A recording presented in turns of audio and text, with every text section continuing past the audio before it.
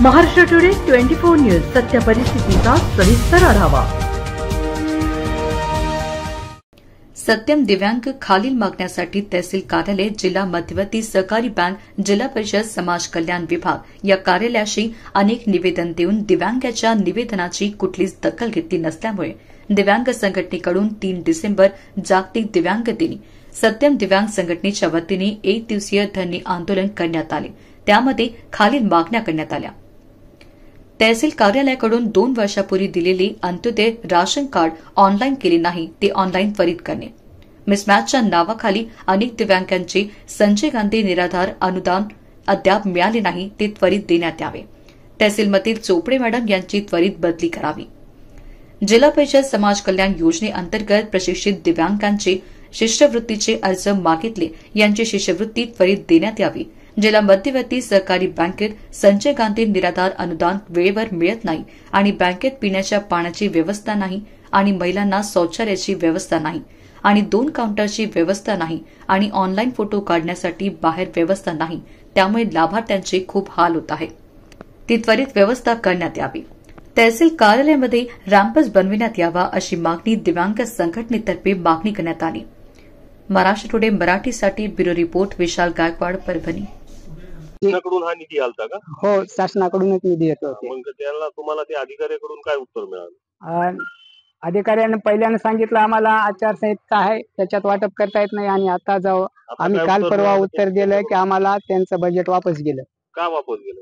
तर ते अद्याप सांगायला तयार नाहीत। आमच्यावर काय कारवाईची ते करायचे करा म्हणाले, असे उत्तर दिल्यामुळं आम्ही त्यांच्या विरोधात आणि जिल्हा मध्यवर्ती बँकेमध्ये आमच्या दिव्यांगाला पाण्याची सुविधा नाहीये।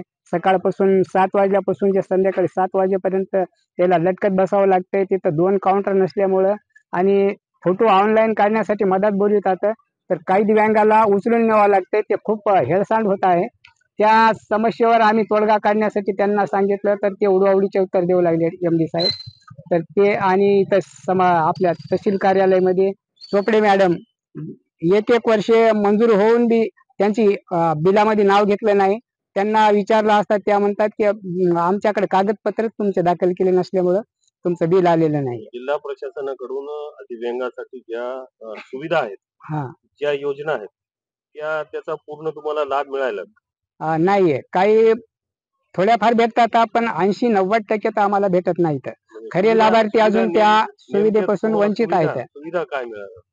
सुविधा फक्त संजय गांधी निराधार आहे, पण ते बी खऱ्या लाभार्थीपर्यंत ते येतच नाहीत। कोणते बी 21,000चे निकष आहेत आणि गृह चौकशीचा निकष आहे।